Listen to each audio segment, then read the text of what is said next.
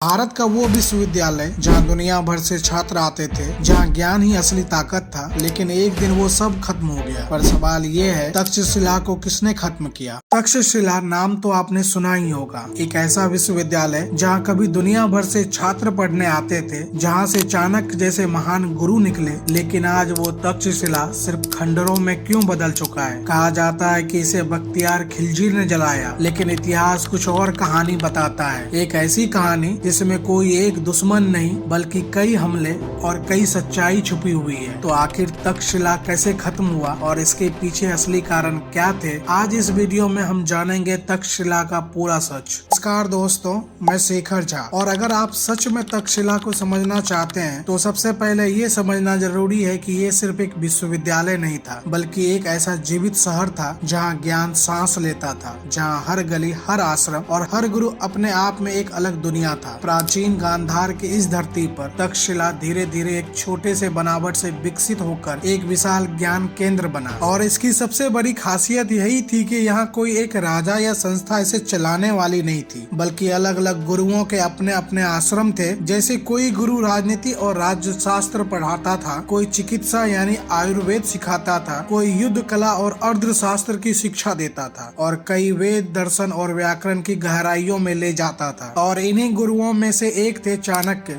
जिन्हें कौटिल्य भी कहा जाता है, जिन्होंने राजनीतिक और अर्थशास्त्र को एक नए स्तर पर पहुंचाया। वहीं पाणिनि जैसे विद्वानों ने संस्कृत व्याकरण को इतनी व्यवस्थित रूप दिया कि आज भी उसे दुनिया का सबसे वैज्ञानिक भाषा ढांचा माना जाता है। और यही नहीं, यहाँ जीवक जैसे चिकित्सक भी शिक्षा लेते थे, जो बाद में बुद्ध के वैद्य बने। अब अगर छात्रों की बात करें तो तक्षशिला में पढ़ने वाले छात्र कोई सामान्य लोग नहीं थे। यहाँ राजकुमार, योद्धा, व्यापारिक परिवारों के बच्चे और दूर दराज के देशों से आए विद्यार्थी भी शामिल होते थे। कहा जाता है कि चंद्रगुप्त मौर्य ने भी यही शिक्षा प्राप्त की थी, और यही वो जगह थी जहाँ एक आम छात्र को सिर्फ किताबों का ज्ञान नहीं बल्कि जीवन जीने की कला सिखाई जाती थी। यहाँ एडमिशन भी आसान नहीं था। छात्र को पहले गुरु की परीक्षा पास करनी होती थी और फिर सालों तक गुरु के साथ रहकर सेवा, अनुशासन और अध्ययन करना पड़ता था, क्योंकि उस समय शिक्षा कोई व्यापार नहीं थी बल्कि एक साधना थी। और यही कारण था कि तक्षशिला सिर्फ भारत का नहीं बल्कि पूरे एशिया का एक बौद्धिक शक्ति केंद्र बन चुका था, जहां पेरिस, सेंट्रल एशिया और यहां तक कि ग्रीस से भी लोग आते थे, क्योंकि यह सिल्क रूट के पास स्थित था और व्यापार के साथ साथ ज्ञान का भी आदान प्रदान होता था। और धीरे धीरे यह शहर एक ऐसी जगह बन गया जहां अलग अलग संस्कृतियां, भाषाओं और विचार एक साथ मिलकर एक नई सभ्यता का निर्माण कर रहे थे। और यही वजह थी कि तक्षशिला को उस समय का सबसे उन्नत शिक्षा केंद्र माना जाता था। लेकिन याद रखिए, यह कोई एक इमारत नहीं थी, यह एक विचार था, एक प्रणाली थी जो समय, समाज और ज्ञान के साथ खुद विकसित हुई थी। और शायद यही सबसे बड़ी ताकत थी जिसने इसे सदियों तक जिंदा रखा। लेकिन सवाल यही है कि आखिर ये सब शुरू कैसे हुआ? कैसे एक साधारण सी बनावट धीरे धीरे उस मुकाम तक पहुंची जहाँ पूरी दुनिया उसे ज्ञान के केंद्र के रूप में देखने लगी? तो इसका जवाब हमें उस जमीन में मिलता है जहाँ तक्षशिला बसा था। प्राचीन गांधार की धरती, जो अपने समय में सिर्फ एक क्षेत्र नहीं बल्कि कई सभ्यताओं के मिलने का रास्ता थी। यहाँ से गुजरने वाले व्यापारिक मार्ग, खासकर सिल्क रूट, इस जगह को लगातार दुनिया के अलग अलग हिस्से से जोड़ते रहे। और जब व्यापार आता है तो उसके साथ लोग आते हैं, उनके विचार आते हैं, उनकी भाषाएं, उनकी संस्कृति और उनका ज्ञान भी आता है। धीरे धीरे यही आदान प्रदान इस जगह की पहचान बनने लगा। शुरुआत में यहाँ छोटे छोटे गांव और बस्तियां थी, जहाँ लोग अपने अपने काम और कौशल के आधार पर रहते थे। कोई कारीगर था,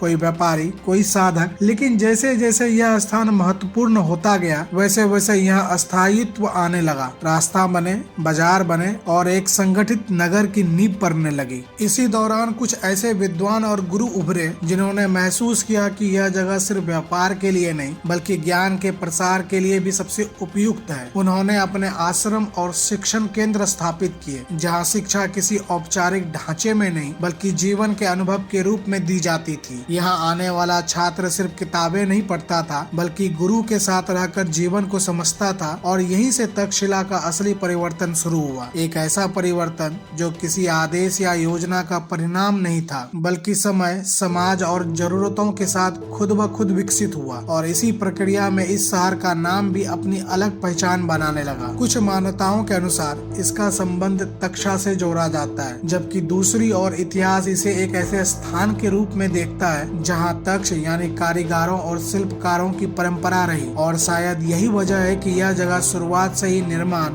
ज्ञान और कौशल का संगम रही। और जब ये तीनों चीजें एक साथ मिलती है तो सिर्फ एक शहर नहीं बनता, बल्कि एक ऐसी व्यवस्था जन्म लेती है जो आने वाले समय को आकार देती है। और तक्षशिला उसी व्यवस्था का सबसे बड़ा उदाहरण बना। लेकिन इतिहास की यही ताकत कभी कभी उसकी सबसे बड़ी कमजोरी भी बन जाती है, क्योंकि जो स्थान जितना अधिक समृद्ध, विकसित और महत्वपूर्ण होता है उस पर उतनी ही अधिक नजरें टिकती है। और तक्षशिला के साथ भी यही हुआ। प्राचीन गांधार की यह भूमि केवल ज्ञान का केंद्र नहीं थी, बल्कि यह भारत का उत्तरी पश्चिमी द्वार भी थी। एक ऐसा रास्ता जहां से होकर बाहर की शक्तियां भारत में प्रवेश करती थी। और यही कारण था कि तक्षशिला बार बार आक्रमणों का लक्ष्य बना, क्योंकि जो भी इस स्थान को अपने नियंत्रण में लेता वो न केवल व्यापार के मार्गों पर अधिकार कर लेता, बल्कि धन, संस्थान और ज्ञान पर भी उसका नियंत्रण स्थापित हो जाता। इसी वजह से समय समय पर अलग अलग साम्राज्यों की सेना यहाँ पहुंची। सबसे पहले फारस के शक्तिशाली सम्राट डारियस ने इस क्षेत्र पर अधिकार किया। उसके बाद यूनान के महान विजेता अलेक्जेंडर द ग्रेट अपनी सेना के साथ यहाँ तक आए। लेकिन उस समय इन आक्रमणों का उद्देश्य तक्षशिला को पूरी तरह नष्ट करना नहीं था, बल्कि उसे अपने अधीन करना था, क्योंकि वो जानते थे कि यह स्थान जितना नष्ट किया जाएगा उससे अधिक लाभ इसे नियंत्रित करने में है। इसीलिए तक्षशिला हर बार नए शासन के साथ खुद को ढालता गया। लेकिन लगातार बदलती सत्ता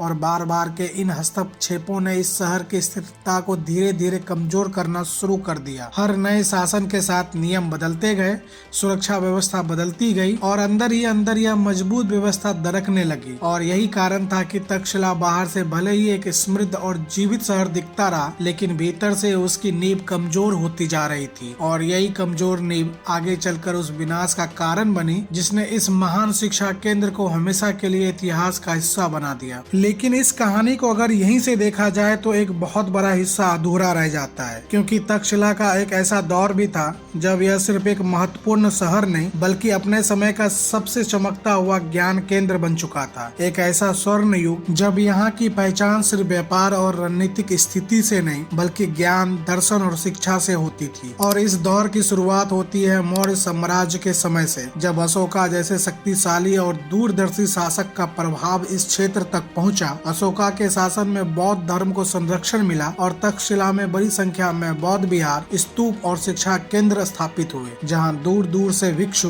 विद्वान और छात्र आकर अध्ययन करने लगे। यह वह समय था जब तक्षशिला में सिर्फ भारत ही नहीं बल्कि मध्य एशिया, चीन और अन्य क्षेत्रों से भी लोग आने लगे और ज्ञान का एक अंतर्राष्ट्रीय आदान प्रदान शुरू हुआ। इसके बाद जब कुषाण साम्राज्य का उदय हुआ, विशेषकर सम्राट कनिष्क के समय, तो गांधार क्षेत्र की कला, संस्कृति और बौद्ध विचारधारा ने अपने चरम को छू लिया। गांधार कला, जिसमें यूनानी और भारतीय शैली का अद्भुत मेल देखने को मिलता है, उसी समय विकसित हुई और तक्षशिला इस पूरी सांस्कृतिक और बौद्धिक गतिविधि का केंद्र बन गया। यहाँ के विहार केवल धार्मिक स्थल नहीं थे बल्कि वो शिक्षा का केंद्र भी थे, जहाँ तर्क, चिकित्सा, भाषा, दर्शन और राजनीतिक जैसे विषयों पर गहन अध्ययन होता था। और यही वो दौर था जब तक्षशिला की पहचान पूरी दुनिया में एक ऐसे स्थान के रूप में बन गई जहां ज्ञान सीमाओं में बंधा नहीं था बल्कि हर दिशा में फैल रहा था। और यही स्वर्ण युग तक्षशिला की सबसे बड़ी ताकत भी बना। लेकिन यही ताकत आगे चलकर उसके लिए सबसे बड़ा खतरा भी बन गई, क्योंकि जितना अधिक यह स्थान समृद्ध और प्रसिद्ध होता गया उतनी ही यह बाहरी शक्तियों के लिए आकर्षण का केंद्र बनता गया। और अब इतिहास के एक ऐसे मोड़ की ओर बढ़ रहा था जहाँ ये चमक धीरे धीरे अंधेरे में बदलने वाली थी। और वही अंधेरा शुरू होता है 5वीं सदी के आसपास, जब उत्तर पश्चिम की दिशा से एक ऐसी ताकत भारत की सीमाओं में दाखिल होती है जिसने सिर्फ राज्यों को नहीं बल्कि सभ्यताओं को भी झकझोर कर रख दिया। ये थे हुन, मध्य एशिया के घुमंतु और बेहद क्रूर योद्धा, जिनका लक्ष्य सिर्फ जीतना नहीं बल्कि पूरी व्यवस्था को तोड़ देना होता था। और जब इनका सामना तक्षशिला जैसे समृद्ध, खुले और ज्ञान से भरे शहर से हुआ तो यह टकराव सिर्फ सेनाओं का नहीं बल्कि दो बिल्कुल अलग सोचों का था। एक तरफ था ज्ञान, संस्कृति और शिक्षा पर टिका हुआ समाज और दूसरी तरफ थी लूट, विस्तार और विनाश पर टिकी हुई ताकत। दोनों के शासक मिहिर कुल को इतिहास में विशेष रूप से क्रूर और बौद्ध धार्मिक के प्रति कठोर माना जाता है। और तक्षशिला जब उस समय बौद्ध शिक्षा और विहारों का एक बड़ा केंद्र बन चुका था उसके लिए सबसे बड़ा निशाना बन गया। कहा जाता है कि हुनों के हमले में यहाँ के कई विहार और स्तूप नष्ट कर दिए गए, भिक्षुओं और विद्वानों को मार दिया गया या उन्हें भगाने पर मजबूर कर दिया गया। और यही वह क्षण था जब तक्षशिला की असली ताकत, उसका ज्ञान तंत्र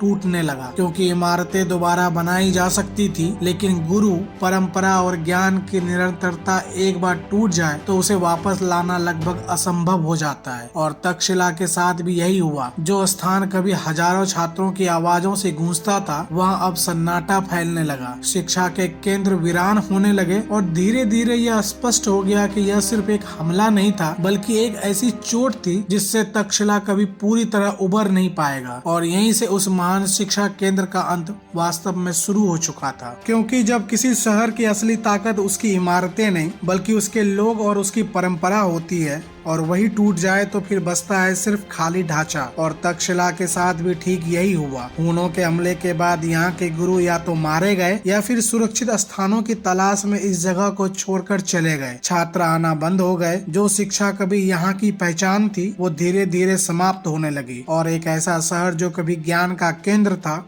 अब सिर्फ खंडरों में बदलने लगा। लेकिन कहानी यही खत्म नहीं होती, क्योंकि इस पतन के पीछे सिर्फ एक हमला जिम्मेदार नहीं था, बल्कि समय के साथ बदलती परिस्थितियों ने भी इनमें बड़ा योगदान दिया। व्यापारिक मार्ग जो कभी तक्षशिला की ताकत थे, धीरे धीरे बदलने लगे। नए रास्ते बनने लगे और पुराने रास्तों की अहमियत कम होती गई, जिससे यहाँ की आर्थिक स्थिति भी कमजोर पड़ने लगी। और जब किसी स्थान की अर्थव्यवस्था कमजोर होती है, तो उसका सामाजिक और शैक्षणिक ढांचा भी टिक नहीं पाता। धीरे धीरे लोग इस जगह को छोड़ने लगे, बाजार खाली होने लगे, और जो शहर कभी जीवन से भरा हुआ था, वह अब वीरान में बदलता चला गया। और एक समय ऐसा आया जब तक्षशिला पूरी तरह से छोड़ दिया गया। वह इतिहास का हिस्सा बन गया, लेकिन एक ऐसा इतिहास जो हमें यह सिखाता है कि कोई भी सभ्यता सिर्फ बाहरी हमलों से नहीं, बल्कि अंदरूनी कमजोरी और बदलते समय के साथ खुद को ढाल ना पाने के कारण भी खत्म हो जाती है। और यहीं से शुरू होती है वो सबसे बड़ी गलतफहमी जो आज तक लोगों के बीच फैली हुई है। क्योंकि जब भी तक्षशिला के विनाश की बात होती है, तो एक नाम बार बार सामने आता है, बख्तियार खिलजी। और कहा जाता है कि उसने तक्षशिला को जला दिया। लेकिन अगर हम इतिहास की सही समय रेखा को देखें, तो यह दावा खुद ही टूट जाता है। क्योंकि बख्तियार खिलजी 12वीं सदी में आया था, जबकि तक्षशिला का पतन और उसका पूरी तरह से उजड़ जाना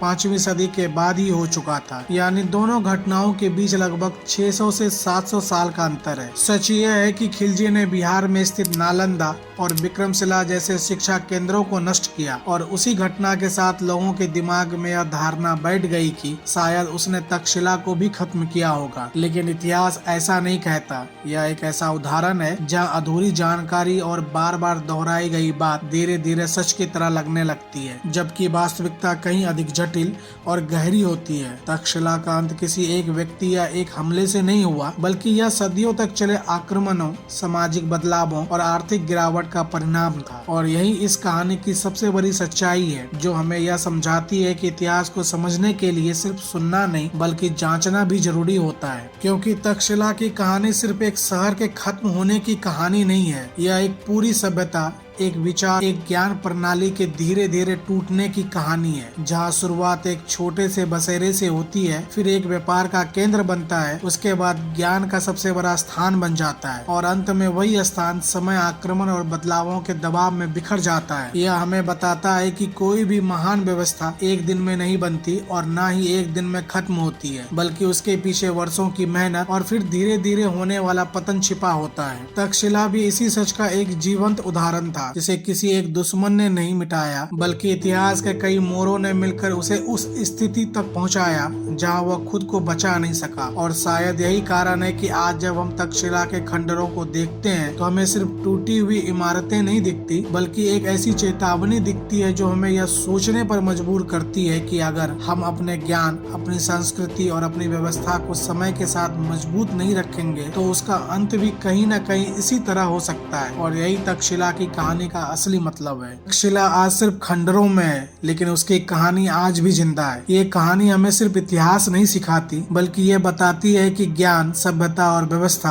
अगर समय के साथ मजबूत ना रहे तो उनका अंत तय है। तो सवाल ये नहीं है कि तक्षशिला क्यों खत्म हुआ, सवाल ये है कि क्या हम उससे कुछ सीख रहे हैं। अगर आपको ऐसे ही असली इतिहास जानना है तो चैनल को सब्सक्राइब जरूर करें और इस वीडियो को शेयर करें, क्योंकि सच्चाई जितनी फैलेगी उतनी ही फर्क पड़ेगा। मैं हूँ शेखर, मिलते हैं अगली कहानी में। नमस्कार।